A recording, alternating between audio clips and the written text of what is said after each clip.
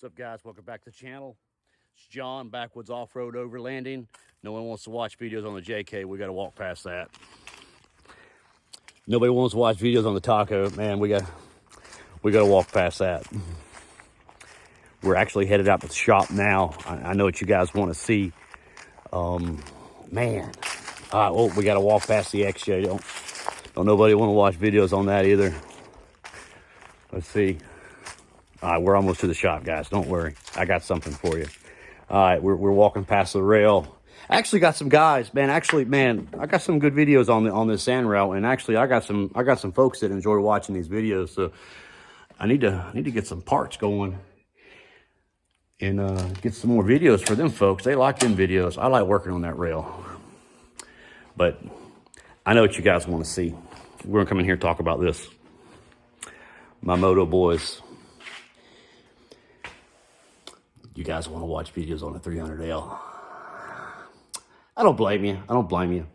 I do got some thoughts. I got to order some more parts here. The last video we did here was these sweet auxiliary lights. Man, who don't like that blue? But I'm gonna get the camera set up here, and I'm just gonna share some thoughts about this 300L for you guys. So be right back.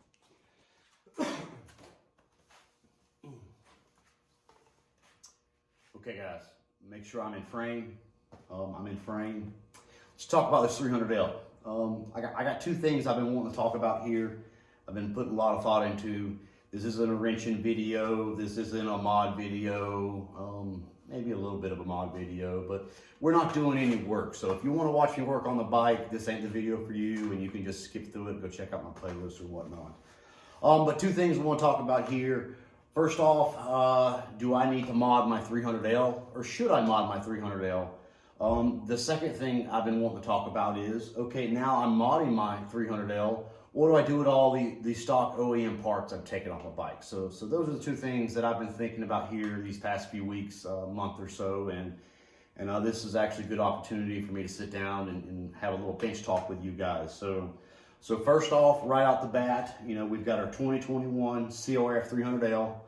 It's pretty good upgrade from the 250. I believe, don't quote me on these numbers, I believe the horsepower was a 18% increase and the torque was like a 13% increase. Either way, those are pretty good numbers. It's not a true 300L. It's like, what, 283. It might even be on here. 286 cubic centimeters. So it's not quite a 300. It's not quite a 300, but it throws it in a 300 class down the road. Man, it'd be awesome to see an actual 300 jug for this guy. But anyways, I digress. Like I said, 2021, man, right out of the box, man, dual sport, man, this is an amazing bike, and it'll do a lot of things. Now the question is, should I mod my bike? Well, the answer to any question is it depends. What are you going to do with the bike? If you're going to be hardcore racing and going and hitting the tracks with your buddies and his KX250s and the CRs, and man, you're going to destroy this bike, because one thing this bike does have is very soft suspension. This is a entry level dual sport bike. It's made affordable for everyday working Joes, guys. I mean, this is like about a $6,000 bike, give or take, taxes depending on where you're at. And man, a lot of folks can afford that. I bought this bike here. I didn't pay cash for it like I did some other bikes. I went and financed it, zero money down. Payments are like $160. A lot of folks can afford that. You put a little bit more money down, even more folks can afford that. So, like I said, I digress again. If you're going to be doing hardcore riding, you're going to have to do some suspension upgrades, guys. I mean, there's no ifs, ands, or buts about it. If you're going to be doing, long distance riding, you're probably going to want to update this seat, because, it's a budget seat. Hell, man, I've got 200 miles on mine. Pick on me if you want to, whatever. I don't have time to ride like you guys do. But I got 200 miles. I've already got rips in my seat. And then after you ride a little while, it kind of feels like a piece of plywood. So if you're riding long distance, you're going to want some comfort upgrades. Let's see, the controls are pretty good. Let's see, I mean, it doesn't, for whatever reason, it doesn't come with a stock LED lights, which I don't know why. It's 2021. Come on, Honda. Budget bike or not. I know it's not a $10,000 bike, but lighting, you know, I love night riding. I love riding at night. So a must upgrade for me for riding at night was LED light. I got the Cyclops 10.0, and that was a great upgrade. That was a great upgrade. And then the auxiliary lights, the fog lights, that was an even better upgrade, guys. I mean, these things put out so much light. And it really depends on where you live. You know, I'm down here in South Georgia. You know, we got swamps around here. We got a lot of wild boar, lots of deer, possums, raccoons, man. All kinds of wildlife and critters that really come out at night. Let's see what else. If you want to go fast, it's another one of those depends. I mean, this bike gets up and goes pretty good. Stock form, you know, on my WR250R there, which is a pretty sweet bike. Man, this baby's got a little bit more oomph, especially bottom end. Personally, I think the WR's got it on the top end, but this thing, for what it is, it gets up and goes pretty good. A few mods you can do, you know, you get your fuel programmer, aftermarket exhaust. So far, we've got the DNA air filter here that really opened it up, and it's got much crisper, quicker throttle response. I really like that. Great upgrade, but like I said, it's not a must. It just really, you know, like I said, it just depends on what you want to do. You know, if you're a tall rider, you know, you're going to have to do some suspension work. If you're a short rider, you might want to get a low profile seat. And if you do a lot of trail riding, you know, you might want the double tape mirrors.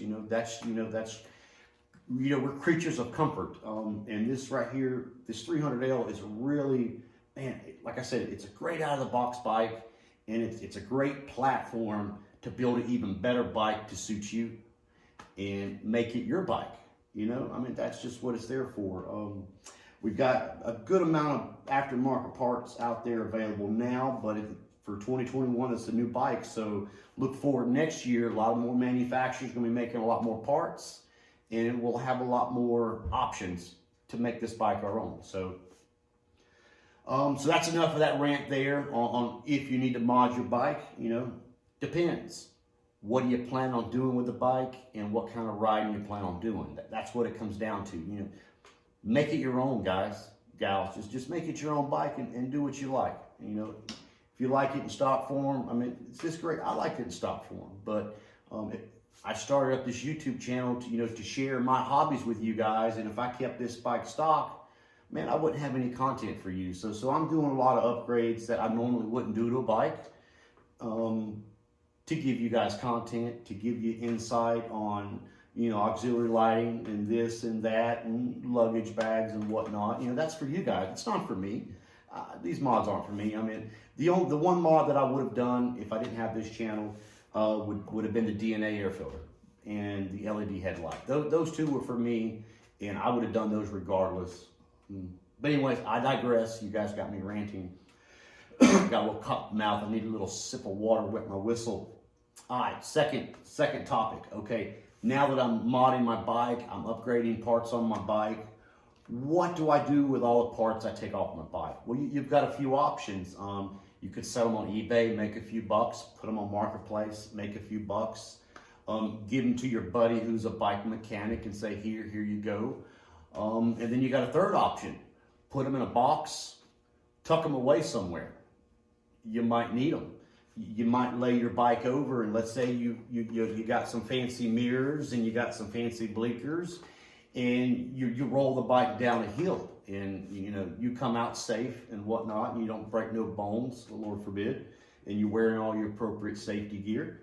And okay, man, now I just smashed half my bike. My aftermarket blinkers are shot, my mirrors are busted up, my seat's all ripped up. What do?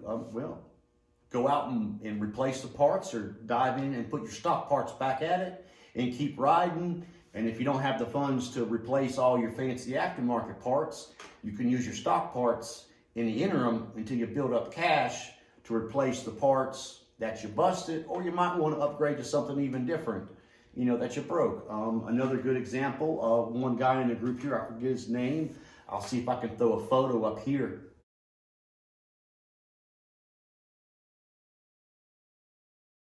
But anyways, he had a stock blinker, aftermarket exhaust, and he burned his blinker. Slap up. And he reached out to the group and said, hey man, anybody got a stock OEM blinker? I said, hey guy, I got you. What's your address? Man, hooked a brother up with a blinker. So that's just my 2 cents on what to do with these parts. And it is what it is, guys. You know, like I said in the beginning, the answer to any question is it depends. So here's your 300L video. I got to get some more parts ordered. If there's something out there you want to see on this 300L, like I said, I'm doing these mods for you guys, not me. If there's something out there you want to see a mod on this bike, man, drop me a comment. Let me know what you want to see. I'll run out there and get it. I'll install it and I'll test it and I'll let you know if it's worth a shit or not. So with that being said, right on, guys. Thanks for watching.